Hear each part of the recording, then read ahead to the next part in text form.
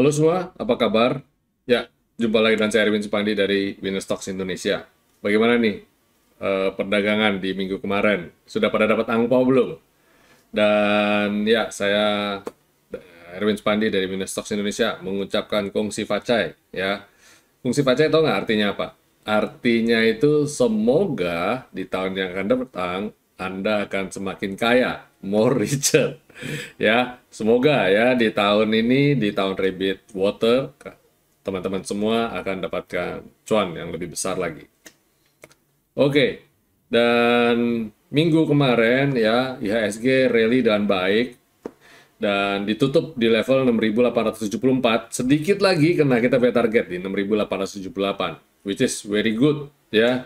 Dan upcoming weeks ada beberapa hal yang mesti kita cermati. Ingat, ini sudah kena resisten dan kalau tidak bisa breakout, saya agak khawatir dia akan sedikit swing. Tapi ya ini minggu terakhir di bulan Januari, harapan saya Januari efek masih tetap akan jalan ya. Ini sesuatu yang baik ya, sesuatu yang baik, dan ekonomi Indonesia bergerak dan baik sekali, dan data-data dunia juga bagus. Hanya saja ada hal-hal yang masih kita cermati di upcoming weeks. Pertama yaitu mengenai pemerintah Amerika sudah utangnya sudah mencapai limits ya, dan plafon utang pemerintah Amerika ini mereka itu sudah ajukan ke DPR, tapi dari DPR ada perselisihan, ada pro dan kontra pastinya ya, dari kubu Republik dan kubu Demokrat. Sedangkan Joe Biden dari Demokrat. Nah, dari kubu Republik sendiri ini mengatakan bahwa nggak boleh gitu ya, nggak boleh, enak aja mau tambah-tambah terus. Ini plafon udah tinggi tuh, udah mencapai 31,4, udah batas maksimumnya, udah di plafonnya, udah mentok. Nah ini kalau dikasih lagi ya, dikasih lagi, nah mau sampai kapan nambah terus nambah terus. Nah intinya adalah mereka harus menyelesaikan dulu dan kasih planning yang jelas dan semuanya ya, kasih tahu. Nah jika jika sampai deadlock ya, dan sampai pemerintah sampai gagal hutang, mungkin bisa sampai ada efek domino, ini akan memicu ya di tahun 2011 S&P 500 dengan sangat terpaksa memangkas peringkat kredit Amerika dan akhirnya menyebabkan kekacauan ya di pasar keuangan. Jadi itu akan kurang bagus ya. Jadi pada waktu itu kebuntuan itu berlangsung selama beberapa waktu ya, dan akhirnya ketika berjalannya itu ekonomi berjalan dengan penuh bumpy road ya, naik turunnya kurang bagus. Nah, silakan Bapak Ibu lihat chartnya 2011 deh, silakan cek. Nah, terus minggu depan ada earning dari perusahaan besar ya, market cap Amerika, pertama Microsoft, Intel, terus Tesla ya. Nah, dari tiga perusahaan teknologi ini mereka akan earning di minggu depan. Ya, mungkin mungkin masih akan bagus ya. Ini laporan keuangan di tahun 2022 mungkin masih akan bagus, tapi saya yakin tidak terlalu signifikan sekali. Nah, dan kenapa saya bilang gitu? Karena di hari Jumat ya, Google mengatakan bahwa mereka memangkas 12.000 pekerjaan atau sekitar 6% dari tenaga kerjanya.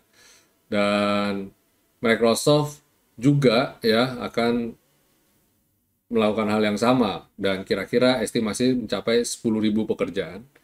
Dan Amazon juga akan PHK sekitar 18.000 pekerjaan. Jadi sektor teknologi Amerika ini sekarang nih lagi masuk masa kayak adjusting ya.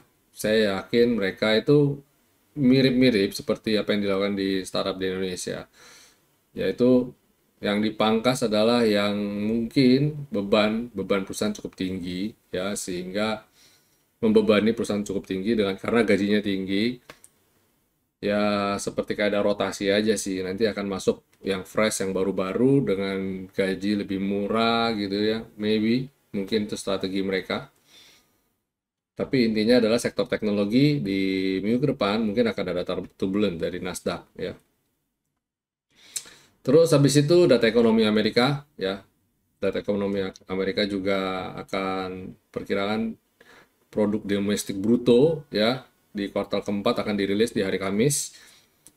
Para analis memperkirakan ekonomi berkembang sebesar 2,6% secara tahunan year on year dan 3,2% setelah dibandingkan dengan kuartal ketiga. Jadi pada dasarnya akan oke ya, tampak bagus di kuartal keempat ini ya. Dan diharapkan The Fed akan mulai ya harapannya The Fed tidak ikut merasa karena ekonomi masih bagus, inflasi masih tinggi, kita akan naikkan lagi suku bunga. Diharapkan tidak seperti itu, diharapkan tidak agresif. Dan banyak pelaku pasar menantikan The Fed itu Indonesia baru akan terbang hanya jika The Fed bukan hanya sekedar menstop atau enggak menaikkan suku bunga, tapi mulai memangkas suku bunga. Ketika The Fed mulai memangkas suku bunga, ini baru akan bagus. Ada beberapa tanda yang diperlihatkan bahwa salah satunya dengan naiknya Bitcoin. Artinya apa? Artinya market mulai menoleransi terhadap resiko, ya. Naiknya suku bunga, para pelaku pasar tetap ada masuk ke instrumen obligasi yang berhubungan dengan suku bunga tadi, itu berarti bahwa market itu lagi defensif. Udah dapat return kecil nggak apa-apa deh, toh market lagi kayak begini gitu ya. Daripada kita hilang sapi, mending rugi dikit dapat dikit. Dulu kalau profit harus dapat profit sapi, sekarang profit ayam pun nggak apa-apa deh, kita makan juga gitu loh ya, daripada kita hilang sapi gitu, istilahnya begitu. Nah, jadi saat ini mereka ketika Bitcoin mulai naik, artinya apa? Artinya ada beberapa dana yang sedang berputar di market itu mulai kita take a chance lah ya, kita mulai betting lah di sektor-sektor yang risikonya lebih tinggi, dengan harapan mereka bisa dapat imbal hasil lebih bagus, dan mereka merasa bahwa pada dasarnya market juga dalam tahun 2023 ini mestinya ada perbaikan, tidak seburuk yang dibayangkan gitu ya. Oke. Dan Eropa ya tetap saja masih berhubungan dengan suku bunga ya, dengan suku bunga dan penurunan inflasi. Terus kemudian Jepang baru saja merilis data inflasi harga konsumen untuk wilayah Tokyo dan masih tertinggi selama 40 tahun terakhir dan naik 2 kali lipat dari target Bank of Japan sebesar 2%. Jadi kemungkinan besar ya atau ditakutkan market memiliki ketakutan bahwa kemungkinan besar kebijakan moneter yang super longgar dari Bank of Japan itu sudah mulai berakhir. Mereka mau nggak mau harus menaikkan suku bunga setelah Bank of Japan berusaha bertahan sebisa mungkin untuk tidak menaikkan suku bunga. Ya, tidak bisa terbendung, mungkin ya. Tapi harusnya kita tidak usah khawatir, tidak berimbas terlalu banyak dengan market Indonesia. Tapi ingat, market Indonesia sudah bilang IHSG sudah ada di resisten nih. Kita lihat apakah kita bisa finish strong di bulan Januari untuk naik. Dan untuk lebih pastinya silakan kita lihat ke chart ya. Kita lihat ke chart. Nah, ini dia. Kenapa saya bilang IHSG sudah ada di resisten? Karena sudah sesuai dengan apa yang kita gambarkan ya, 6878. Dan ini udah mau dekat dengan garis V-line kita. V-line kita ada di 6.911. Dan jika besok bisa atau minggu depan bisa naik ke atas itu 6.900 ya, chance kemungkinan untuk ke 7.017 terbuka lebar ya, 7.017 terbuka lebar. Saat ini 6.910 sampai 6.947 masih jadi resisten ya IHSG, sementara berharap dia bisa breakout itu. Jika bisa breakout itu ya 7.000 terbuka lebar, cukup aman. Dan good news-nya adalah di hari Jumat asing membukukan net buy 172,2 miliar dengan transaksi yang mencapai 8 triliun. Ya, tidak terlalu besar, tapi it's okay. Masih dalam level okay. Ya, kurang dikit lah. Waktu itu rata-rata sempat di atas 10 triliun, di 10, 12, sekarang rata-rata sudah turun sampai 7,9 triliun. which is ya masih di level itulah ya. Nah, jadi kita coba lihat pantau market ke depannya. Ini bagaimana nih kondisi market nih? Apakah masih bisa para saham-saham yang market cap itu masih bisa lanjut rally menguat technical rebound. Coba kita cek per sektornya sekarang. Setelah kita lihat IHSG minggu depan bakal menemui tantangan, ground jalan. Nah, kita berharap tidak terlalu parah ya. Dan coba kita sektoralnya. IDX Basic. IDX Basic potensi lanjut lagi naik di atas V-line. Targetnya mungkin bisa ke atas ke level 1290.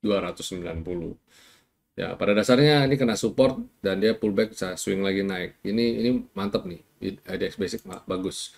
Terus habis itu consumer cyclicals juga slow but sure ya, pelan-pelan mencoba keluar dari zona support, zona downtrend dari support bottom supportnya.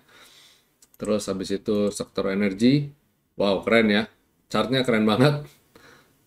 Moga-moga ini bisa breakout ya. Sektor finance, wow mantap sekali sektor finance ya. Cayo, semoga bisa naik juga ya. Ini kalau kita lihat banyak dari sektoralnya, kalau lihat dari sektoralnya, IHSG itu peluang naik sih terbuka lebar ya. Mungkin swing dulu kali ya yang diharapkan. Jangan buru-buru naik karena banyak yang masih kepengen nambah porsi. Sektor industri juga bagus chartnya, infrastruktur ya, infrastruktur malah masih di bawah, ini kesempatan untuk kita buat masuk di infrastruktur. Terus habis itu consumer non cyclicals juga masih sideways, ini kena resisten. Kalau bisa breakout, wah cakep. Tapi kalau dia nggak bisa breakout, kita jalan dulu, dia swing, kita beli lagi di swing. Enak. Sektor properti juga menarik ya. Nah, sekarang juga kena resisten. Kalau dia swing, kita beli lagi, harapan kita bisa breakout. Terus tekno masih lagi flat ya. Tidak mau terkesan kasih sinyal yang jelas tentang tanda-tanda pembalikan arah. Begitu juga dengan sektor transportasi. Bikin galau gitu ya. Noel koreksi, Noel resisten koreksi. Dia tidak mau kelihatan obvious banget bahwa oh ini mah udah pasti breakout. Nah mereka kayak nggak mau gitu ya, sengaja bikin galau. Oke, ya itu market review kita untuk perdagangan tanggal 24 Januari 2023 hari Selasa besok ya. Dan untuk Selasa ada beberapa hal yang bisa kita cermati emitennya seperti biasa. Rekomendasi untuk tanggal 24 Januari adalah pertama BBKP.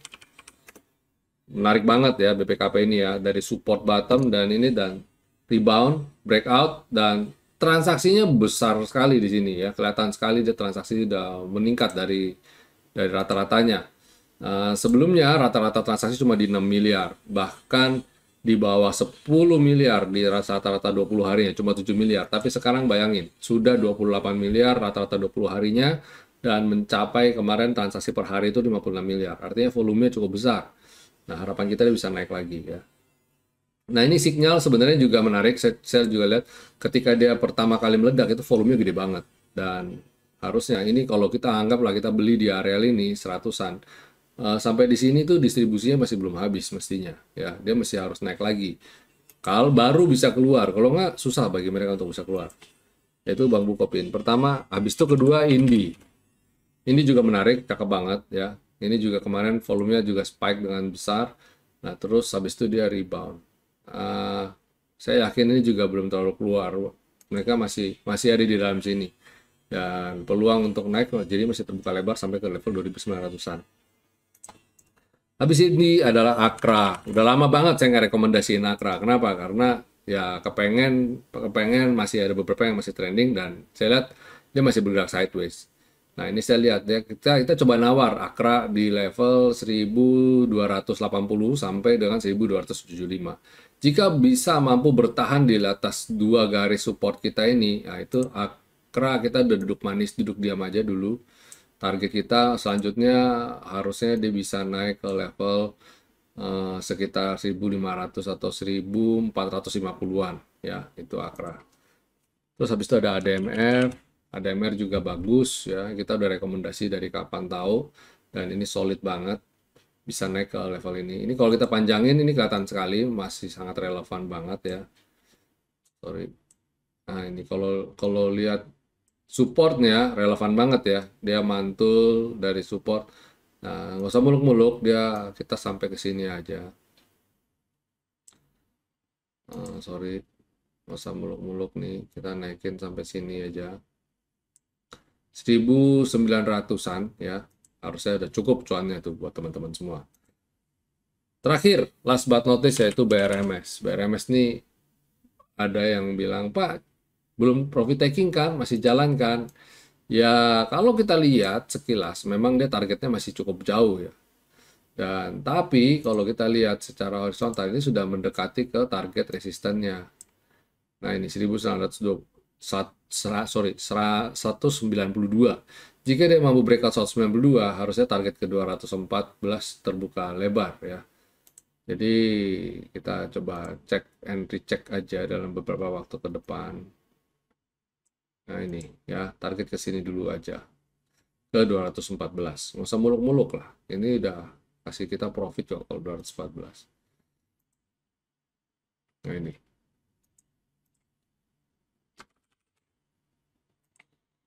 Oke, ya itu rekomendasi kita untuk tanggal 24 Januari 2023. Selanjutnya, kita masuk segmen berikutnya yaitu ulasan saham. Apakah ada yang ingin ya atau yang bisa kita ulas sahamnya di member?